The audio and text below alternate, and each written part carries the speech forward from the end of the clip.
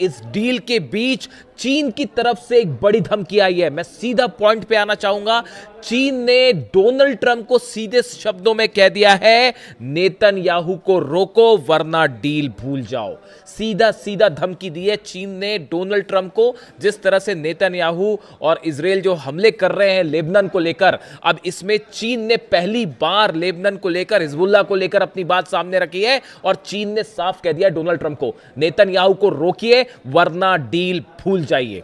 देखिए, तीन बड़ी बातें कही हैं चीन ने।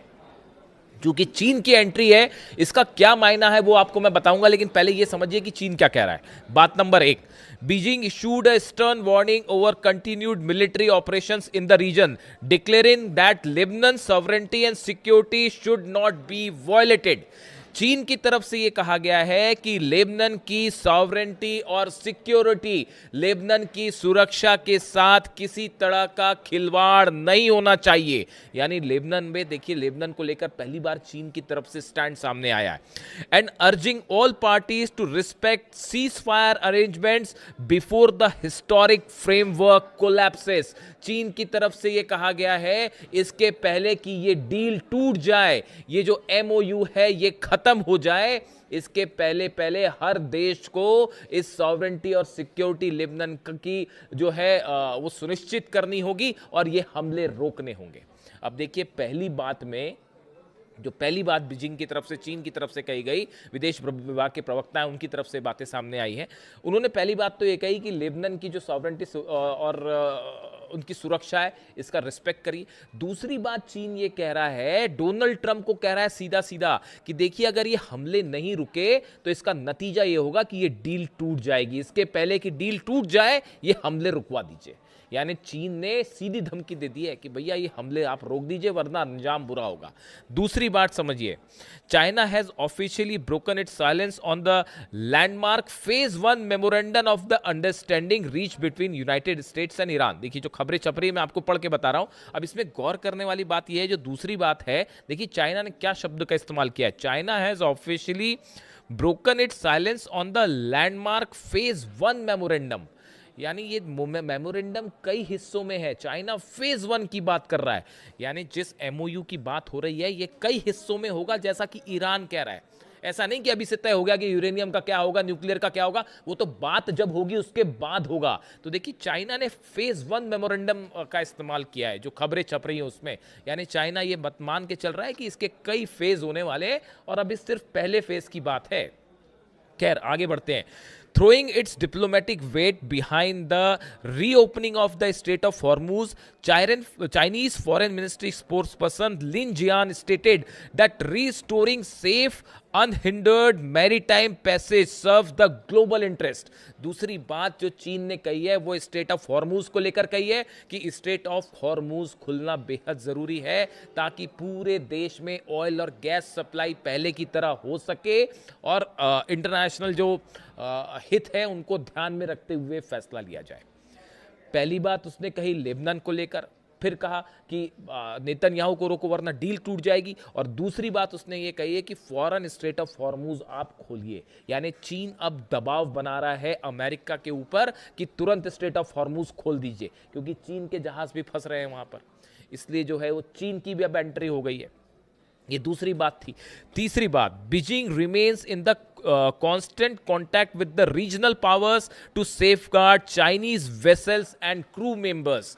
तीसरी बात ये चीन ने कही है कि हम जितने रीजनल प्लेयर्स हैं इसके टच में हैं। अब रीजनल प्लेयर से क्या मतलब? ईरान से मतलब है, ओमान से मतलब है, सऊदी से मतलब है, यूएई से मतलब है।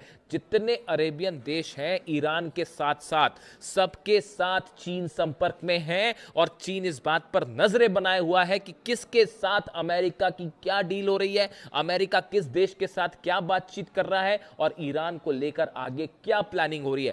हर चीज पर चीन की बड़ी बारीक नजर है, और इसीलिए वो ये कह रहा है कि हमारे जितने जहाज हैं उनकी सुरक्षा के लिए हम सभी जितने रीजनल प्लेयर्स हैं हम इनसे टच में हैं।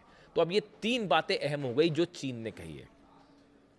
अब इसमें जो सबसे इंपॉर्टेंट बात है, देखिए अब ये इसके चीन के इस समय ये बात के कहने के क्या मायने हैं और अचानक चीन की तरफ से बात क्यों कही गई?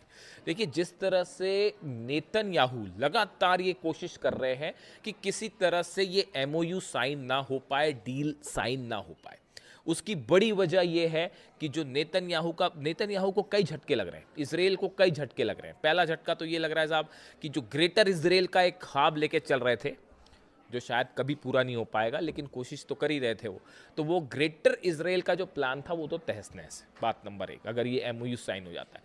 दूसरी बात, लेबनान पे जो जमीन पर कब्जा करके बैठे हैं वो खाली करनी पड़ जाएगी। सीरिया में जो जमीन पर कब्जा करके बैठे हैं वो खाली करनी पड़ जाएगी। जो गजा पर कब्जे का प्लान है, बफर जोन बना के बैठे हैं जो, वो फेल हो जाएगा। यानी लेबनान, गजा, सीरिया, यहां जो अपनी फोर्सेस हैं ये वापस बुलानी पड़ जाएगी, इसको खाली करना पड़ जाएगा। ग्रेटर इजराइल भी फेल हो गया, ये भी वापस बुलाने पड़ेंगे। इसके अलावा हिजबुल्ला, हमास और हुती, ये तीनों ऐसे संगठन जो लगातार इजराइल के खिलाफ कार्रवाई कर रहे हैं, इनको लेकर कोई डील में कोई प्रस्ताव नहीं है। ईरान की तरफ से साफ कह दिया गया है कि हम अपने ये सहयोगियों को लेकर कोई डील नहीं करेंगे।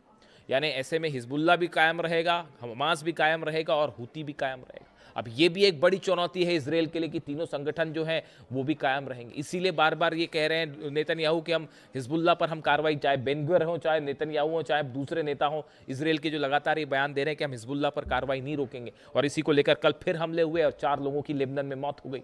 उसके बाद ईरान की तरफ से बयान आया, Iran has accused Israel of violating the truce in Lebanon 84 times since the memorandum of understanding was agreed between Tehran and US. जो अभी ये मेमोरेंडम वाली बात सामने आई है, इसके बाद से ही 80 से ज्यादा हमले कर चुका है इजराइल लेबनान के ऊपर। और ईरान की तरफ से ये कहा गया है कि अगर किसी भी तरह का अब एक भी हमला होता है तो इसका करारा जवाब दिया जाएगा। हार्श रिस्पॉन्स शब्द का इस्तेमाल किया है ईरान ने कि करारा जवाब दिया जाएगा। ऐसे हालात में हकीकत यह है, देखिए बड़ी सारी चीज़ें हैं, पेंच बड़े सारे फंसे हैं। अभी ये पहले डील को लेके ही चीज़ें साफ नहीं है। बाकी की जो चीज़ें हैं कि यूरेनियम का क्या होगा, अभी यूरेनियम का कब क्या होगा वो तो जब पता चलेगा कि यूरेनियम है कहाँ तब होगा ना। आप खुद सोचिए, इस्फहान में अगर मान लेते हैं इस्फहान में यूरेनियम है भी और उसी पावर प्लांट के नीचे है जिस पर हमले हुए थे, अब उसकी ऑलरेडी टनल्स बंद कर दी गई हैं, उसके आसपास बारूदी सुरंगें भी बिछा दी गई हैं और वो ज़मीन के कितने नीचे दबा है, क्या दबा है, कोई नहीं पता। अभी कोई प्लान ही नहीं है कि आईएईए वहाँ अगर जाता भी है, जैसा जेडी वेंस कह रहे हैं आईएईए जाएगा, अमेरिका भी जाएगा, मदद करेगा, ये अभी सब बहुत दूर की बातें हैं। ये बहुत दूर की बातें हैं। अभी तो सिर्फ फेज़ 1 के पहले फेज़ की बात है कि जिसमें हॉर्मूज को खोला जाएगा। कि देखिए कितनी बड़ी जीत है ईरान की। हॉर्मूज तो पहले ही खुला हुआ था, ईरान ने कभी बंद ही नहीं किया हॉर्मूज। आपने हमला किया, आपने ब्लॉकेड किया और आप खुद अपने हाथ जला बैठे। हकीकत यही है। तो अब हॉर्मूज खोलने के लिए भी पैसे देने पड़ रहे हैं, हालांकि वे अरेबियन कंट्रीज देंगी ऐसा कहना है डोनाल्ड ट्रंप का। खैर जो भी है हकीकत, तो अब स्थिति ये है कि डील के सिर्फ पहले फेज को लेकर अभी एक बड़े रूप पर सहमति बनी है, लेकिन चाइना की इसमें एंट्री ये बता रही है कि पर्दे के पीछे से चाइना भी इस डील की हर चीज पर नजरें बनाए हुए है। और शायद ईरान के इस कॉन्फिडेंस का एक वजह बड़ी ये भी है, जो ईरान इस डील में आगे बढ़ रहा है, हो सकता है कि पीछे से चाइना के द्वारा भी कोई गारंटीज दी गई हैं और चीन भी इन जितने अरब देश हैं उस पर और अमेरिका की शर्तों पर एक एक्टिव रोल पर्दे के पीछे से निभा रहा है। और शायद देखिए ये डोनाल्ड ट्रंप की जो मुलाकात हुई थी, चीन गए थे जब जिनपिंग से मुलाकात हुई थी, हो सकता है कि उस समय एक ब्रॉडर एक प्लान तैयार हुआ था और उसको बाद में एग्जीक्यूट किया गया। यानी चीन की भूमिका बेहद अहम है। अगर चीन इसको बैक ऑफ कर जाए इस स्थिति में और कह दे कि भैया डील रोक दीजिए, तो फिर ईरान निश्चित रूप से डील रोक देगा। और इसीलिए ये कोलैप्स होता दिख रहा है, क्योंकि एक तो वो 300 अरब डॉलर को लेकर ऑलरेडी विवाद है, यूरेनियम का क्या होगा, न्यूक्लियर मुद्दे का क्या होगा, अभी उस पर कोई सहमति नहीं बनी है। अगर ऐसी खबरें आपके पास आ भी रही हैं तो गलत खबर है। अभी ईरान की तरफ से कहा गया है कि आपके पास ऐसी कोई खबर है तो वो गलत खबर है, अभी उस मुद्दे पर बात ही नहीं हुई है। वो तो जब 60 दिन का दौर होगा तब उसमें बातचीत होगी कि आगे क्या करना है। तो अभी बड़ी इनिशियल लेवल की अंडरस्टैंडिंग है एमओयू में।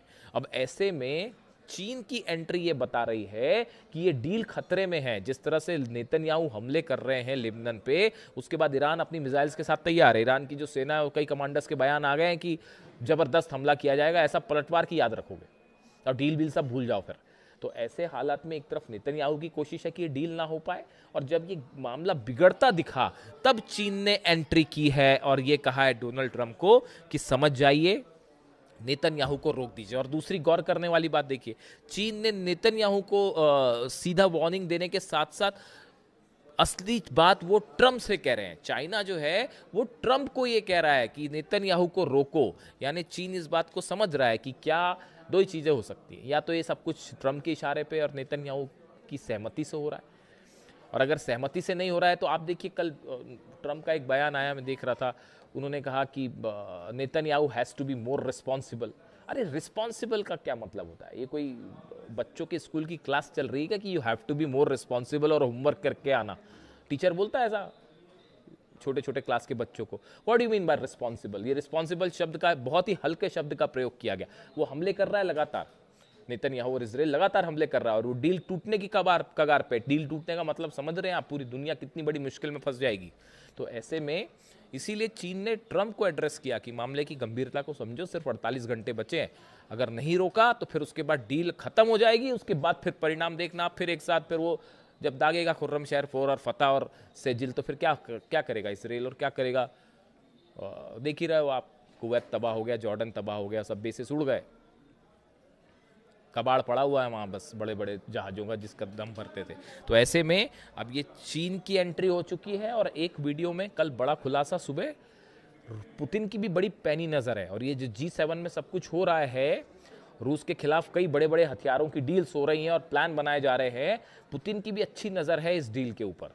यानी सब चीज़ें आपस में इंटरलिंक हैं। अगर आप वहाँ पर रूस को पे प्रेशर बनाएंगे, पुतिन पर प्रेशर बनाएंगे, तो वो ईरान के ज़रिए प्रेशर बनाना शुरू कर देगा। इसलिए अभी बहुत सारी चीज़ें हैं, अभी वेट करिए कहाँ क्या डील साइन होती है, उसमें क्या अंदर चीज़ें हैं, उसको लेकर कितनी सहमति बनती है। इस बीच फिलहाल चीन की तरफ से बड़ी वार्निंग आ गई है। इससे जुड़ा जो भी अपडेट है आप तक पहुँचाऊँगा। वीडियो कैसा लगा कमेंट करके ज़रूर बताइए। Thank you so much.